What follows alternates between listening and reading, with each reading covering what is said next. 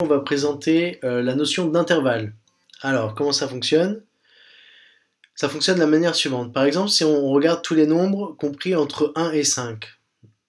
Donc, on fait un axe. Ici, quelque part, on a le 1.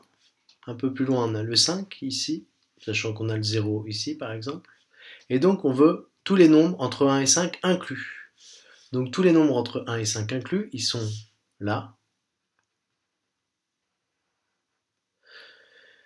Alors, si on dit qu'il y a le 1, qui est inclus, on va faire un crochet tourné vers l'ensemble des nombres qui nous intéressent. Et on dit que c'est tous les nombres entre 1 et 5, 5 inclus.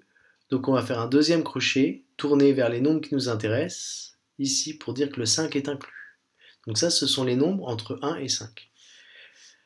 Et donc, ici, une autre façon de l'écrire, c'est x, un nombre qui nous intéresse, il est donc compris, et supérieur ou égal à 1, inférieur ou égal à 5. D'accord? Et on va avoir une nouvelle notation. On va pouvoir dire que x appartient à l'intervalle des nombres compris entre 1 et 5. Alors on va noter ça comme ça. On va récupérer nos deux bornes, 1 et 5, dans l'ordre croissant, 1 et 5.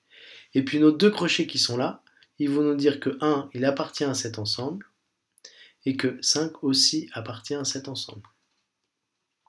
Ça, c'est l'intervalle 1, 5, 1 inclus, 5 inclus. C'est l'ensemble des nombres compris entre 1 et 5 inclus, et ça se représente graphiquement comme ça. Alors on peut avoir d'autres cas, par exemple, on va regarder tous les nombres qui sont plus grands que 3. Alors tous les nombres qui sont plus grands que 3, on a le 0 qui est quelque part par là. Donc ça c'est l'axe réel, donc il va de 0 jusqu'à plus l'infini. Plus l'infini c'est un 8 comme ça qui est couché. Jusqu'à moins l'infini de ce côté-là, moins l'infini. Et donc nous, ce qui nous intéresse cette fois-ci, c'est tous les nombres strictement plus grands que 3.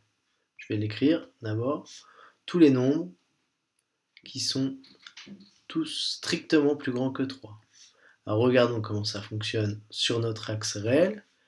Tous les nombres qui sont strictement plus grands que 3, c'est ceux-là.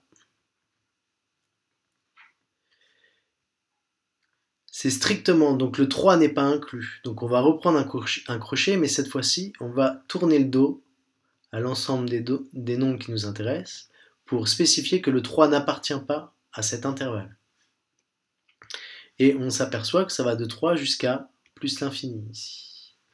Donc on va avoir la notation suivante. Dire que x est strictement supérieur à 3, ça revient à dire que x appartient à l'intervalle des nombres compris entre 3 et plus l'infini. 3 exclu, donc on lui tourne le dos. Et plus infini, c'est une notation, on tourne toujours le dos. Voilà deux intervalles de nombres réels.